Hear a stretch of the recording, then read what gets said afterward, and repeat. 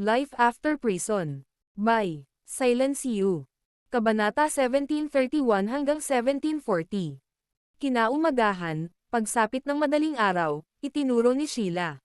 Tingnan mo, may dalawang grupo ng mga tao doon. Napakalapit nila sa isa't isa. Sila ba ay dalawang magkakaibigang puwersa? Tumingin si Heidi at umiling. Kahit na ang magkakaibigang puwersa ay hindi mananatiling malapit sa isa't isa. Isa lang ang posibilidad, na ang ibang sekta ay may dalawang susi sa kamay nito katulad natin. Hindi pwede, dalawang susi na naman. Nagtatakang sabi ni Sheila. Napangiti si Heidi. Oo, Horizon Sect iyon, kaya sa tingin ko ang pupunta doon ay ang Horizon Sect. Matapos itong marinig ni Severin, hindi niya napigil ang sumimangot. Ang Horizon Sect ba ay isang kaibigang puwersa natin? Hindi ito dapat ituring na isang puwersang palaban, tama ba? Bahagyang ngumiti si Heidi at sinabing. Siyempre, kaibigang puwersa sila. Noon pa man ay napakaganda ng relasyon ng dalawang sekta natin. Dati-rati ay nagsusuporta tayo sa isa't isa kapag naghahanap ng kayamanan sa lihim na kaharian. Kapag gustong agawin ng ibang disipulo ang mga kayamanan ng ating mga disipulo, nakipagtulungan ang Horizon Sect. Siyempre, hindi mananakawan ng anuman ang mga disipulo ng kanilang sekta. Pinag-isipan ito ni Dayan. Hindi niya maiwasang sumimangot at sinabi kay Heidi. Gayunpaman, noon iyon, noong may kasunduan sa kasal pa ang dalawang pamilya. Ngayon ay hindi na maganda ang relasyon ni na Mr. Frederick ng Horizon Sect at Miss Gilda ng ating sekta, pinawalang bisa na rin ng kabilang partido ang kasunduan, at sinisiraan pa si Miss Gilda. Nakikita pa ba tayo ng Horizon Sect bilang kaibigang puwersa? Mapagkakatiwalaan pa ba ang mga alagad nila? Agad na kumunat ang noo ni Heidi nang marinig iyon. Hindi rin siya sigurado tungkol dito. Matapos mag-isip tungkol dito, hindi niya maiwasang sabihin. Hindi naman dapat ganoon. Matagal nang natatag ang pagkakaibigan ng mga disipulo sa magkabilang panig, kaya hindi ito masisira ng ganoon kabilis, di ba? Noong mga oras na iyon, marahil ay masyadong galit si Mr. Frederick, kaya't bigla siyang kumilos, at pagkatapos ay sinabi ang mga bagay tungkol kay Miss Gilda. Marahil ay mas mabuti na siya pagkatapos na kumalma. Total, hindi naman sinasadya ni Miss Gilda.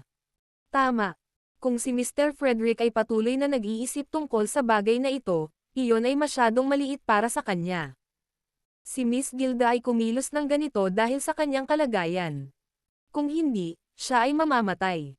Sigurado ako na ang ibang mga babae ay gagawa din ng parehong mga pagpipilian sa mga ganoong sitwasyon. Imposibleng isa ay ipagsapalaran ang kanilang buhay sa unang pagkakataon, tama ba? Hindi napigil ang magsalita ni Kara na halos hindi nagsasalita. Nagtataka ako kung sino ang lalaking kumuha kay Miss Gilda, at ano ang hitsura niya. Nagka-interes din agad ang isang babaeng alagad at sinabing. Oo, alam ng isang taong may ganyang pangangatawan na pinuno. Kung hindi niya sasabihin sa atin, hindi natin malalaman kung sino iyon, kahit si Miss Gilda ay hindi malalaman. Napaisip tuloy si Kara, hindi niya maiwasang sumimangot at sinabing. Ito ay kakaiba. Ang ating mga alagad ay nagpapatrolya araw-araw. Kung may dumating na estranghero, dapat nilang malaman ang tungkol dito, tama ba? Diretsyong sabi ng babaeng alagad. Ano ba ang mahirap dito? Maraming disipulo ang sekta natin, at nagre-recruit tayo ng mga bagong disipulo kanina. Kung gusto ng leader ng sekta na magpapasok ng isang tao, maghanap na lang siya ng isang set ng damit ng mga disipulo. Madaling ipasok ang tao, hindi ba? At saka, kung gusto ng leader ng sekta na dalhin ang isang tao sa sekta, may magtatanong ba sa kanya sa mga disipulong nagpapatrol? Tumanggaw si Kara at sinabing. Medyo nagtataka lang ako sa pangalan ng taong iyon at kung ano ang hitsura niya. Ngumiti ng mapait si Heidi at sinabing. Kung ako si Miss Gilda, talagang gusto kong malaman kung ano ang hitsura ng tao, ngunit natatakot din akong malaman kung ano ang hitsura ng tao. Paano kung siya ay isang pangit at mataba na tao? Siguradong nakakadismaya sa unang pagkakataon na maaga ka ng ganoong tao. Matapos marinig ito, tumanggaw si Kara bilang pagsang-ayon. Oo, kung ito ay isang mataba at pangit na lalaki, sa tingin ko ay ako ay nalulumbay. Mas mabuting hindi alam. Hindi napigilan ni Severin na mapangiti nang marinig ang daldal ng mga babaeng disipulong ito. Pagkatapos mag-isip tungkol dito, pinaalalahanan niya ang lahat. Lahat, tandaan, anuman ang mangyari, ang relasyon sa pagitan ng ating Sky Blue Sect at Horizon Sect ay hindi na tulad ng dati. Matapos makapasok, kahit na hindi tayo ninanakawan ng mga kayamanan sa katawan ang ating mga disipulo, dapat panatilihin din nating malayo sa kanila at maging mas handa. Naiintindihan niyo ba? Kung tutuusin, ang pag-uugali ng tao ay hindi mahuhulaan. Ang ilang mga disipulo ay maaaring mag-isip ng iba, ngunit ang ilang mga alagad ay maaaring mag-isip sa iba pang mga alagad. Oo, tama si Mr. Severin. Dapat maging mas mapagmatsyag ang lahat. Huwag mong pababayaan ang iyong bantay ng lubusan. Naiintindihan niyo ba? Naramdaman din ni Heidi na may katuturan ang sinabi ni Severin at agad niyang pinaalalahanan ang mga tao sa kanyang koponan. Tanong ni Severin kay Heidi pagkatapos magmuni-muni. Kung gayon, sa tingin mo ba dapat patayin ang lalaking kumuha ng pagkabirhen ni Miss Gilda? Kung kilala mo kung sino siya, papatayin mo ba siya? Nahulog sa malalim na pag-iisip si Heidi. Pagkaraan ng ilang sandali, sabi niya. Marahil hindi. Kung tutuusin, hiniling sa kanya ng pinuno ng sekta na gawin ito. Kung hindi niya ito gagawin, mamamatay si Miss Gilda. Sa isang kahulugan, maaari itong ituring na nagligtas sa buhay ni Miss Gilda. Higit sa lahat, kung hindi niya ginawa iyon, maaaring pagbabantaan siya ng pinuno ng sekta at papatayin siya. Tumango rin si Kara.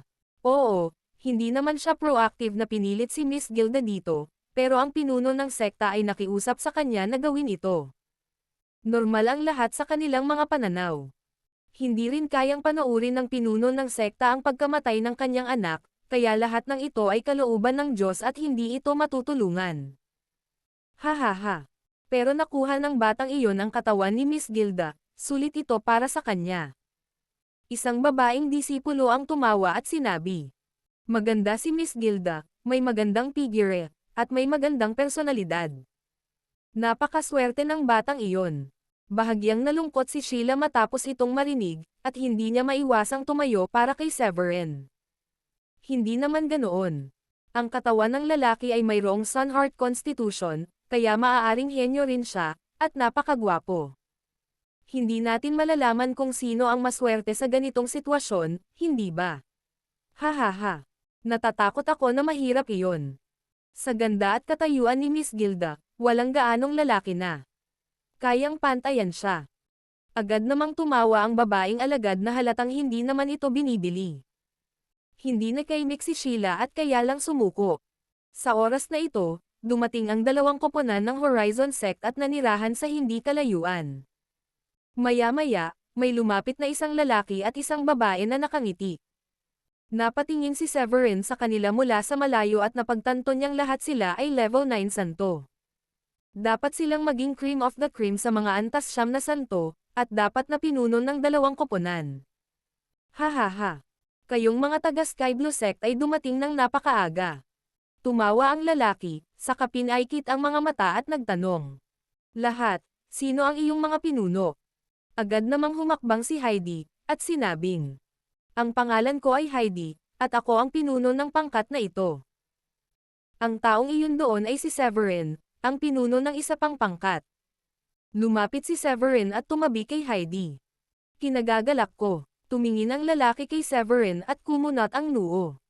Ang pangalan ko ay Wilson Foylet, at ito ay si Heather Tanner. Kami ang mga pinuno ng Horizon Sect. Wilson Foylet, siya ba ang maliit na henyo, Wilson? Balita ko bata pa siya. Hindi ko inaasahan na makikita ko siya ngayon. Siya ba si Heather Tanner? Siya ay talagang kamangha-mangha. Siya ay mukhang 18 taong gulang lamang. Marami sa mga disipulo ng Sky Blue Sect ay hindi napigil ang magdaldalan ng tuwang-tuwa nang marinig ang kanilang mga pangalan.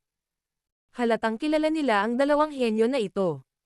Halatang nasiyahan si Wilson sa ganoong atensyon, at may mainit na ngiti sa kanyang mukha.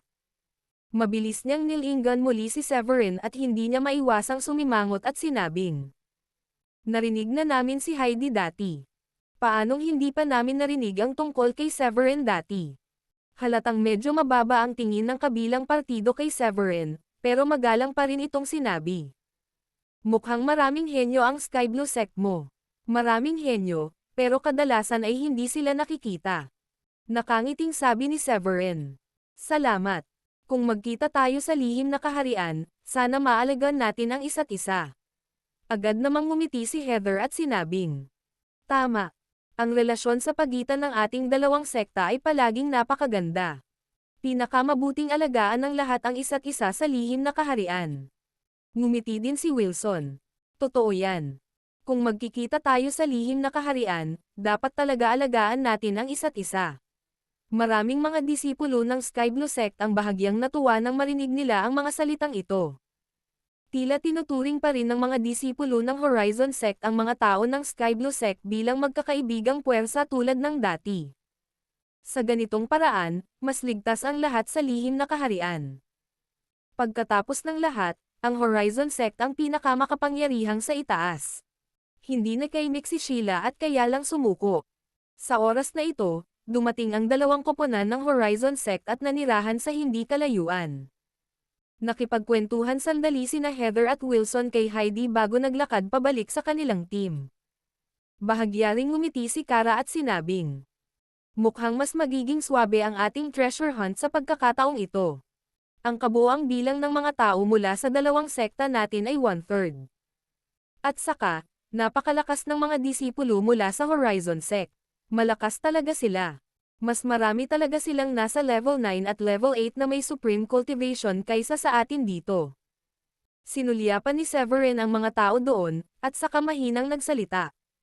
Saglit na natigilan si Kara, at gulat na sabi. Mr. Severin, napakalakas mo ba?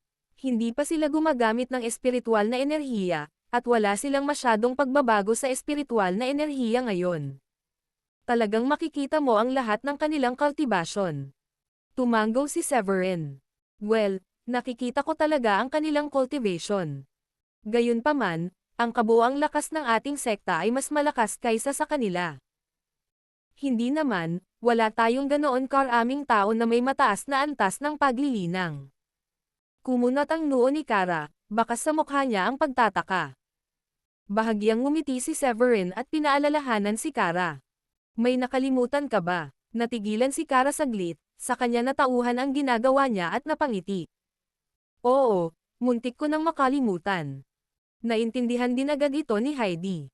Pagkatapos ng lahat, ang mga may mas mataas na antas ng paglilinang sa kanilang panig ay may mga 4th grade high rank pills na ibinigay ni Severin. Sa sandaling makapasok sila sa lihim na kaharian, ang mga may pills ay kailangan lamang na humanap ng kuweba at agad na magtago. Pagkatapos, maaari silang makapasok sa level 1 Royal Saint. Pagdating ng panahon, makakamit nila ang mataas na kamay sa lihim na kaharian. Pagkatapos ng lahat, ang isang level 9 Saint at isang level 1 Royal Saint ay dalawang magkaibang bagay. Gayunpaman, agad na sumimangot si Kara at sinabi kay Severin. Hindi, Mr. Severin, dapat ay mas malakas pa rin sila kaysa sa atin. Muntik ko nang makalimutan na ang dahilan kung bakit napakalakas ng Horizon sect ay dahil ang kanilang sekta ay mayroon ding mga 4th grade high-level alchemist. Kaya't ang mga may mataas na antas ng cultivation ay malamang na mayroong 4th grade high-level na elixir sa kanilang mga kamay, naghihintay na magamit pagkatapos makapasok sa Secret Realm. Pagkasabi nito, huminto si Kara at muling ngumiti. Gayunpaman, walang dapat ipag-alala. Ito ay isang magandang bagay. Pagkatapos ng lahat, sila ay magiliw na puwersa sa atin. Ngumiti ng mapait si Severin at sinabi kay Kara. Tandaan mo ang sasabihin ko, kahit anong mangyari, dapat kang mag-ingat kapag ikaw ay nasa lihim na kaharian. Hindi ka maaaring magkaroon ng labis na tiwala batay sa panlabas na nakikita mo sa kanila. Laging nakakatuwang si Severin na ang kabilang partido ay nagkusa na ipakita ang kanilang kabaitan ngayon, at tila sila ay medyo masigasig. Dahil dito, kailangan niyang maghinala na sinadya ito ng kabilang partido. Sa katunayan, ang pangunahing layunin ay upang ulap ang kanilang paghatol. Lumipas ang oras, at sa wakas, ang madilim na ulap sa tuktok ng bundok ay naging mas siksik, at ang malalaking kidlat ay patuloy na kumukulog. Hihihi. Mas tumitindi ang mga pagbabago rito. Mukhang malapit nang bumukas ang pinto sa Secret Realm. Malamang na darating ang mga may-ari ng iba pang mga susi at dadalhin ang kanilang mga tao. Tumingin si Heidi sa unahan, na may kaunting solemnidad sa kanyang mga mata. Pagkatapos ng lahat, hindi pa siya nakapunta sa lihim na kaharian, kaya't maaari lamang niyang subukan ang kanyang makakaya upang maunawaan ang sitwasyon sa loob mula sa mga paglalarawan ng ilang nakatatandang kapatid na naroon noon. Saglit na nag-isip si Severin, ngumiti siya kay Heidi at sinabing, "Siya nga pala, magandang Heidi, paano tayo makakapasok pagkatapos mabuksan ang Secret Realm? Nakita kong may burol sa harapan natin." Hindi nakaimik si Heidi. Hindi niya inaasahan na araw-araw ay abala si Mr. Severin sa pagpino ng mga pills at talagang wala siyang itinanong. Ang lihim na kaharian ay mabubuksan nang wala sa oras. Bakit ngayon lang niya naisip ang magtanong ng ganyan? Ngumiti ng mapait si Heidi, at saka sinabi kay Severin. Napakasimple nito. Pagkaraan ng ilang sandali, isang makukulay na sinag ng liwanag ang bumaril mula sa mga itim na ulap, at pagkatapos ay tatakpan ang buong bundok. Isang malaking pulang puyo ng tubig ang lilito sa bangin. Iyon ang magiging daan patungo sa lihim na kaharian. Pagkasabi nito, tumigil si Heidi at saka nagpatuloy. Sa oras na iyon, ang mga may hawak ng 12 token sa iyong mga kamay ay kukuha ng 12 token at itatapon ang mga ito sa langit.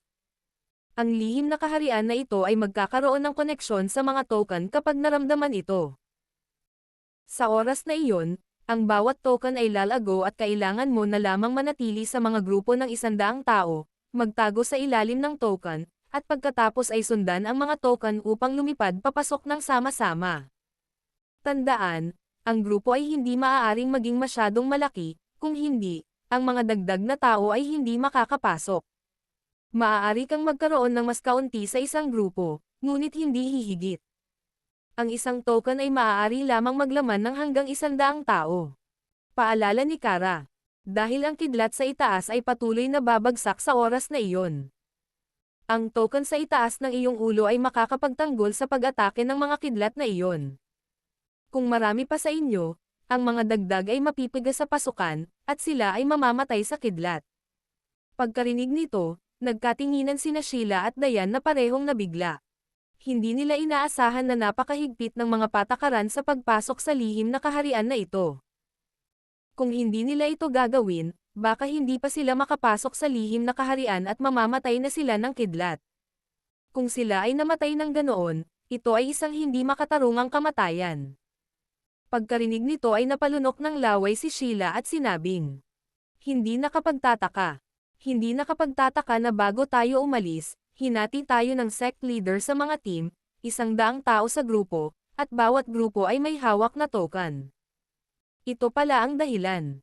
Mukhang upang maunawaan ang lihim na kaharian na ito, malamang na kailangan nilang subukan ito ng maraming beses bago mapagtanto na ang isang token ay maaari lamang magdala ng 100 tao sa isang pagkakataon. Ito ay dapat na ang conclusion pagkatapos ng maraming masakit na pagkamatay." Matapos marinig ito ni Severin, medyo nakaramdam siya ng emosyon sa kanyang puso. Ang nakatatandang henerasyon ay nagsakripisyo para sa higit na kabutihan ng mga susunod na henerasyon. Unti-unting lumipas ang oras, at sa wakas, pagkaraan ng isa pang oras, isang makulay na sinag ng liwanag ang bumaril mula sa madilim na ulap, na bumabalot sa buong bundok dito. Sa bangin sa harap nito, lumitaw ang isang malaking whirlpool, at ang whirlpool ay patuloy na umiikot, na nagbibigay sa mga tao ng medyo nakakatakot na pakiramdam. Mahusay, ang lihim na kaharian ay nabuksan. Gayunpaman, sa pagtingin sa malaking whirlpool, maraming mga disipulo ang nagpakita ng pananabik sa kanilang mga mukha. Bagamat napakadelikado ng Paradise Secret Realm, marami ring pagkakataon na naghihintay. Maraming alagad ang lumabas na buhay pagkatapos, at makakagawa sila ng kahanga-hangang pag-unlad sa loob ng 3 buwan. Ang ilan ay gagawa pa nga ng isang husay na paglukso, at magiging talagang kakaiba sa kung sino sila dati. Humanda sa paglulunsad nito. Sa sandaling ito, hindi na kinaya ng mga miyembro ng isang sekta. Nag-utos ang pinuno, at mayroong 12 token na inilunsad sa kalangitan. Biglang may narinig na kakaibang alon. Naramdaman ito ng lihim na kaharian, at ang 12 token ay umikot kaagad, na may gininto ang liwanag na nagniningning, at isang napakagintong liwanag ang bumabalot sa kanila sa ibaba. Ang mga tao mula sa sektang iyon ay agad na hinati sa 12 pangkat, bawat isa ay may 100 tao. Sa ilalim ng takip ng gintong liwanag, mabilis silang sumugod at nawala sa paningin ng lahat. Bagaman maraming tao sa panahong ito, ang mga nakakatakot na kidlat ay dumaong, pagkatapos nilang mapunta sa token, lahat sila ay hinaranggan ng token at hindi maaaring magdulot ng anumang pinsala sa mga alagad sa ibaba. Bilisan mo, Mr. Severin, oras na para umalis din tayo. Matapos makita at pumasok ang isa pang team, hindi na napigilan ni Heidi at sinabi kay Severin. Tumango si Severin, at pagkatapos na mapanood ang pares sa kanila na pumasok, hiniling niya sa lahat ng nasa gilid niya na ilabas ang kanilang mga token, at pagkatapos ay itinapon ito. Nang lumaki ang token, lumingon si Severin at nalaman niyang sa di kalayuan, nagsimula na ring sumugod ang sekta na may iba pang mga susi kasama ang kanilang mga tao. Mukhang tama ang sinabi ni Heidi noon, baka natakot ang ilang sekta sa may-ari ng susi na maagaw ang susi, kaya kahit matagal na silang nakarating ay hindi agad sumugod. Hinintay lang nilang mabuksan ang Secret Realm bago sumugod. Umalis na tayo. Kasunod ng utos ni Severin, lahat ay agad na nagtago sa ilalim ng token, at pagkatapos ay sinundan ang pinalaking gintong token at sumugod sa whirlpool. Pagkatapos nagmamadaling pumasok, naramdaman ni Severin na nasilaw ang kanyang mga mata at hindi nagtagal ay napunta siya sa ibang espasyo. Sa espasyong ito, halatang mas mabigat ang gravity, at mas matatag ang espasyo kaysa sa naunang espasyo. Kaya naman pagkapasok ni Severin ay naramdaman niya ang pagbagsak ng kanyang katawan. Buti na lang at mabilis siyang nakareact, at pinatatag niya ang kanyang katawan sa 1 segundo o 2 at sinimulang obserbahan ang paligid. Ang espiritual na enerhiya dito ay talagang mas mayaman kaysa sa labas, at siya ay lumitaw sa itaas ng kagubatan. Sa harapan niya, may gubat din na hindi makikita sa gilid. Ang mga taong orihinal na sumunod sa kanya ay tila nawala ng walang bakas. Ang malaking token na itinapon niya ay lumiit din sa orihinal nitong sukat at nahulog sa lupa. Agad na ginamit ni Severin ang kanyang mental na kapangyarihan upang kontrolin ang token, pinalipad ito, at hinawakan ito sa kanyang palad. Matapos ilagay ang token, dahan-dahang pinakawala ni Severin ang kanyang mental power, at pagkatapos ay sinisiyasat ang nakapaligid na sitwasyon. 4th grade low rank spiritual grass, hahaha. Hindi ko inaasahan na magkakaroon ng ganoong halamang gamot sa labas ng gubat na ito. Ang Paradise Secret Realm na ito ay talagang Paradise Secret Realm. Humalaklak si Severin, agad na lumipad, at mabilis na pumili ng isang 4th grade low rank na espiritual na halamang gamot. Bagamat ang pangunahing gawain niya nang pumasok siya sa lihim na kaharian sa pagkakataong ito ay hanapin ang maliit na itim na tore, at hindi na niya kailangang mag-aksaya ng oras sa low rank na espiritual na halamang gamot, ang 4th grade low rank na espiritual na halamang gamot ay angkop din para sa alchemy. Gayunpaman, hindi na kailangang pabayaan ito. Matapos tanggalin ang espiritual na halamang gamot, kinuha ni Severin ang soul compass na ibinigay sa kanya ni Wulrich noon. Ang isang patak ng asensya ng dugo ay palm attack sa soul compass, at isang bakas ng espiritual na enerhiya ang na-inject dito, at ang soul compass ay nagsimulang kumurap. Di nagtagal, natuklasan ni Severin na ang soul compass na kasing laki ng palad ay nagsimulang mag-flash at patuloy na mag-scan, at ipinakita nito ang distansya sa loob ng 100 milya, na may karagdagang arrow. Mukhang nasa ganitong direksyon ang Little Black Tower. Ang soul compass na ito ay talagang mahiwagang. Bagamat ipinapakita nito na ang Little Black Tower ay wala sa saklaw ng 100 milya, nagsimula na itong ipakita ang pangkalahatang direksyon.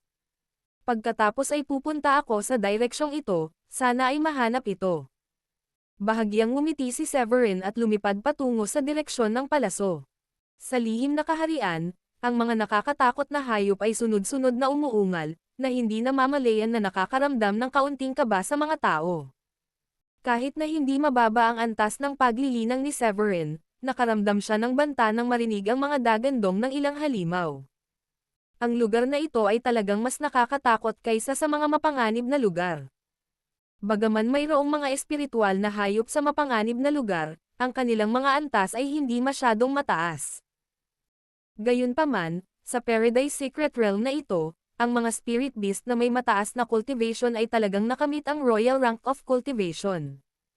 Ang gayong mga espiritual na hayop ay hindi isang bagay na kayang lupigin ng mga ordinaryong tao. Matapos lumipad ng halos ilang minuto, nagsimulang marinig ni Severin ang mga tunog ng labanan. Malinaw, sa lihim na kaharian na ito, ang mga tao ay nakikipaglaban na sa isa't isa upang makipagkompetensya para sa kayamanan. Kalokohan, sayang naman kung hindi ko gusto itong 4th grade high rank na espiritual na halamang gamot. Pagkaraan ng ilang sandali, natuklasan ni Severin ang isa pang 4th grade high rank na espiritual na halamang gamot. Nakatagpo na siya ng 2nd grade at 3rd grade na espiritual na halamang gamot noon. Bagamat gustong-gusto niya ito, nagkunwaring hindi niya ito nakikita. Minsan ay nakilala pa niya ang isang 4th grade low rank na espiritual na halamang gamot. Hanggat hindi ito isang material na maaaring gamitin para sa alchemy, hindi ito pinansin ni Severin at nagkunwaring hindi ito nakikita. Gayunpaman, hindi na siya maaaring magpanggap na pumikit sa 4th grade high rank na espiritual na halamang gamot, na angkop din para sa alchemy. Sa sandaling dumating siya sa hindi kalayuan sa espiritual na halamang gamot, nakita ng lakas ng isip ni Severin na sa isang malaking kuweba sa tabi ng espiritual na halamang gamot, isang malaking sawa ang nakatago sa loob. Bahagyang ngumiti si Severin. Ang higanteng sawa ay maihahambing sa cultivation level ng level 5 Warrior Emperor. Hindi ko talaga akalain na makakatagpo ako ng ganoon kalakas na spiritual beast kaagad pagkatapos kong pumasok. Ang mga ganitong spiritual beast ay bihirang makita sa labas. Bumantong hininga, mabilis na lumipad si Severin patungo sa espiritual na halamang gamot, at sa isang pitik ng kanyang mga kamay, nasa kamay niya rin ang aura blade. Tamang-tama, nang si Severin ay hindi malayo sa espiritual na halamang gamot, nagkaroon ng dagandong, at isang higanteng sawa ang sumugod mula rito, ibinuka ang dagwang bibig nito, at sumugod kay Severin. Hahaha! Naghahanap ng kamatayan. Sa pagharap sa malaking sawa, walang pakialam si Severin. Sa isang pitik ng isang kamay, diretsyong lumipad palabas ang aura blade. Napakatalam ng aura, at mabilis itong lumabas, nahati ang higanteng sawa sa kalahati mula ulo hanggang buntot sa susunod na segundo. Ang higanteng sawa ay diretsyong bumagsak sa lupa, umaagos ang dugo sa lahat, at ito ay patay na. Hindi nag-aksaya ng oras si Severin, sumugod siya, pinulot ang espiritual na halamang gamot, at pagkatapos ay itinago ito. Hihihi. 4th grade high rank na espiritual na halamang gamot, hindi masama. Nang iligpit ni Severin ang espiritual na halamang gamot, isang masamang tinig ang nagmula sa kanyang likuran, at isang lalaki ang lumitaw sa hindi kalayuan, na nakatingin kay Severin ng nakangiti.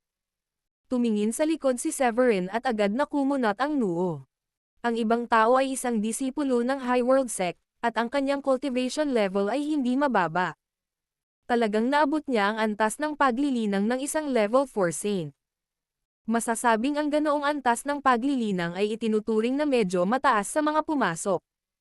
Halatang hindi kilala ng kabilang partido si Severin at hindi alam kung gaano kalakas si Severin, kaya hindi niya sineseryoso si Severin. Ang High World Sect ay tila isang kaaway na puwersa sa amin. Bahagyang ngumiti si Severin at sinabi sa kanya. Ano ang mali? Kapatid, hindi mo rin tinitingnan ang espiritual na damong iyon, di ba? Tanong ng payat ang lalaki. Napangiti siya ng mahina at sinabi kay Severin. Simple. Ibigay mo sa akin ang espiritual na halamang gamot at ililigtas ko ang iyong buhay. Kung tutuusin, kakapasok lang natin kanina, at sa palagay ko ay wala ka pa ring espiritual na halamang gamot. Ibigay mo na lang sa akin ang espiritual na halamang gamot. Pagkarinig nito ay hindi napigilan ni Severin na matawa. Hahaha. Base sa sinabi mo lang, kung 1 o 2 buwan pa lang ako dito, hindi lang itong tangkay ng espiritual na halamang gamot ang ibibigay ko sa iyo. Kung tutuusin, kung 1 o 2 buwan pa ako dito, sapat na ang mga kayamanan ko, di ba? Itinaklap ng lalaki ang kanyang mga kamay sa kanyang dibdib at tumango. Napakatalino mo, huwag mag-aksaya ng oras, bigyan mo ako ng espiritual na halamang gamot, o hayaan mong patayin kita at alisin ang iyong special ring. Hinawakan ni Severin ang espada sa kamay, saka itinuro ang kausap at sinabing, ikinalulungkot ko, ang aking pinili ay patayin ka at alisin ang special na singsringang sa iyo. Ha ha ha. Kawili-wili iyon. Tingnan ko kung kaya mo. Tumawa ang kabilang partido at pinitik ang palad, may lumabas na espada. Ang espada ay kumikinang sa liwanag at kumikislap ng husto. Napatingin si Severin sa espada ng kalaban at hindi maiwasang mapangiti ng bahagya at sinabing, 5th grade spiritual weapon. Hindi masama. Kung babawiin mo ito ay isang magandang regalo para sa mga disipulong may mababang antas ng paglilinang. Pagkatapos magsalita, nag-inject siya ng espiritual na enerhiya sa espada na nasa kanyang kamay, at ang espada ay agad na nagpaiyak ng nakakatakot na espada. Ang mga kurap ay mas malakas kaysa sa mga kurap ng espada sa kamay ng kalaban. 9th grade spiritual weapon. Ang espada mong ito ay talagang isang 9th grade spiritual weapon. Nang makita ng lalaki sa tapat ang espada ay agad siyang nakaramdam ng saya, at bakas sa kanyang mga mata ang kasakiman. Kung makakakuha siya ng ganoong armas, tiyak na mapapabuti ng husto ang kanyang pagiging epektibo sa labanan. Gayunpaman, mabilis siyang nakabawi at nagsimulang sumimangot. Pagkatapos ng lahat, ang gayong kayamanan ay hindi isang bagay na maaaring magkaroon ng mga ordinaryong tao. Ang isang disipulo na maaaring magkaroon ng ganoong kayamanan, kahit nasa kanilang sekta, ay dapat magkaroon ng kahit isang level 7 o level 8 saint disciple para maging kwalipikadong humawak nito. Ang ibang mga cultivator ng mas mababang antas na mga disipulo ay madaling maaga ito. Ano ang iyong antas ng paglilinang? Nagsimulang makaramdam ng kaunting pag-aalala ang lalaki, nag-aalala na may nakilala siyang henyo mula sa Emerald Cloud Sect. Ngumiti ng mahina si Severin. Hindi mo ba naisip na talagang katangahan para sa iyo na tanungin ang katangahang tanong na ito ngayon? Kung hindi mo lang ako sinadyang pagnakawan, marahil ay hahayaan kita. Dahil gusto mo akong patayin at agawin, kung gayon ikaw ay nakatadhana na mapapahamak. Pagkasabi niyon, naglaslas si Severin gamit ang kanyang espada. Biglang lumitaw ang 100 talampakang aura blade, na puspos ng makapal na espiritual na enerhiya. Ang mga pagkutitap ay napakalakas na nagdulot ng panginginig sa gulugad ng mga tao. Hindi pwede. Ito, ang pag-ataking ito.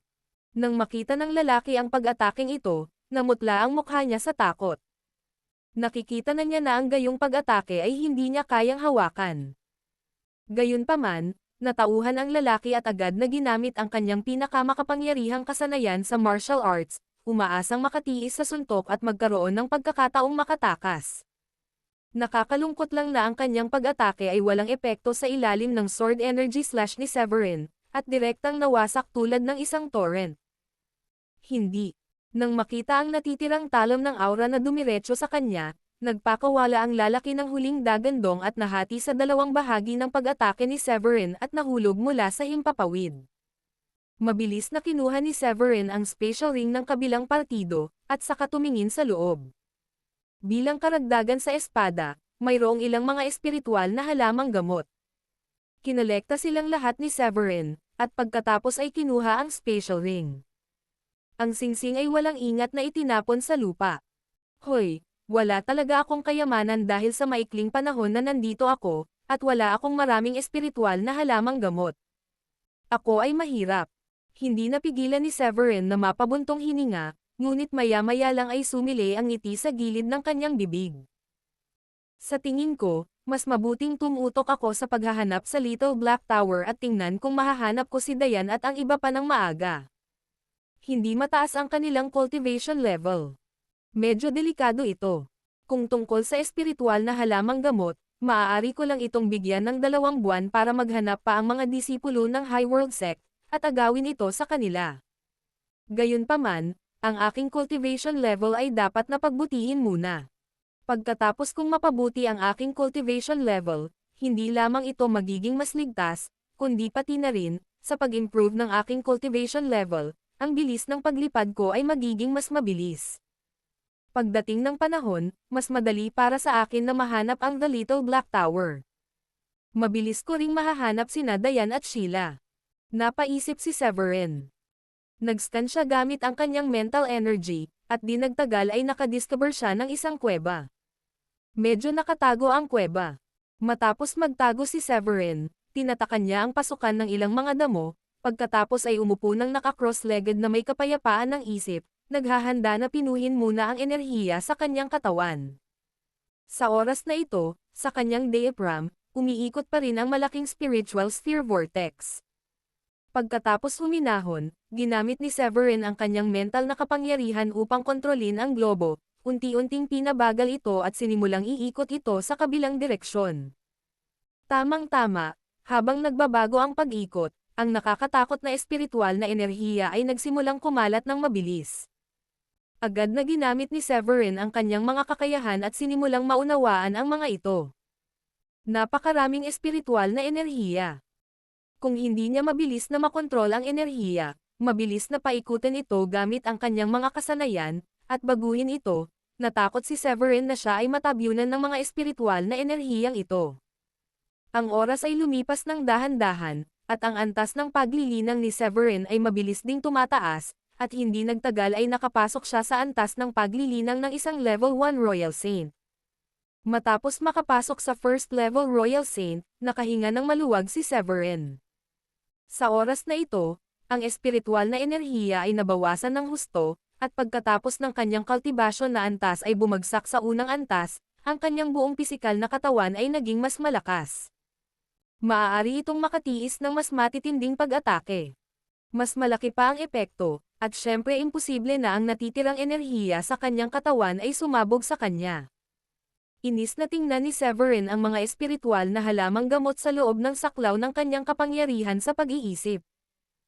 Gayunpaman, upang mahanap ang Little Black Tower, wala siyang pagpipilian kundi ang sumuko sa mga nakakatuksong espiritual na halamang gamot na ito. Level 5, hindi tayo maaaring sumuko. Gayunpaman, may natitira pang 3 buwan, may oras ako. Di nagtagal, natuklasan ni Severin ang isang level 5 mid-rank na espiritual na halamang gamot. Bagamat may malaking gintong pangolin sa tabi nito, hindi niya pinansin ang level 1 na hayop. Umiwas siya at lumipad pababa, pagkatapos ay tumingkayad upang pumitas ng espiritual na halamang gamot. Nakita ng pangolin sa gilid na hindi siya pinansin ng munting taong ito, nagpakawala ng nakakagulat na dagandong, at agad na sinugod si Severin. Tumayo si Severin at ngumisi, punong-puno ng panghahamak ang mga mata. Nakagawa siya ng napakaraming tagumpay sa paglilinang ng sabay-sabay, at sabik na siyang lumaban. Kung may pagkakataon siyang sumubok, natural na hindi niya ito pakakawalan. Walang intensyon si Severin na iwasan ang naniningil na pangolin.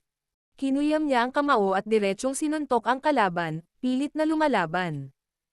Ang pangolin ay lumipad pabalik, at ang mga nagtataasang puno sa harap nito ay nabali sa ganitong paraan. Dumudugo ito mula sa 7 butas nito, at namatay. Kalokohan, tulad ng isang mahina. Namatay siya sa isang suntok lang.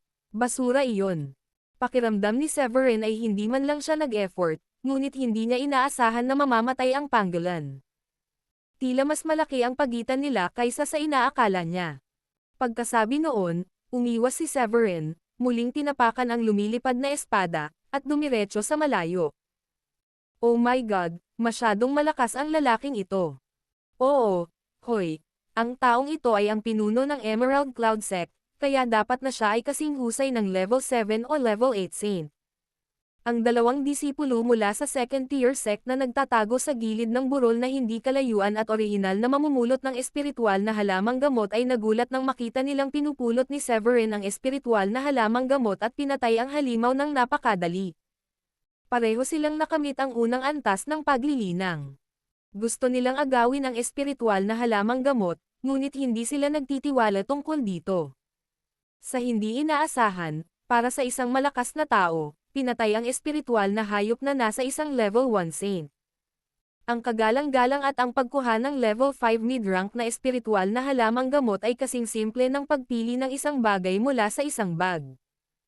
Sa oras na ito, 12-12 milya na ang layo ni Severin. Isang disipulo ng Emerald Cloud Sect. Sa daan, marami ring nakilalang alagad si Severin, ngunit kahit anong mangyari, tamad na mag-alala si Severin. Gayunpaman, sa oras na ito, natuklasan ng kanyang kapangyarihan sa pag-iisip na ilang tao ang nasa hindi kalayuan, ngunit hindi niya sila maaaring baliwalain. Sa ilalim ng malaking puno, 3 babaeng disipulo ng Emerald Cloud Sect ang napapaligiran ng 6 na disipulo ng High World Sect. Bukod dito, ang mga babaeng disipulo ng Emerald Cloud Sect ay nasugatan sa oras na ito at halatang walang kalaban-laban para sa kanila.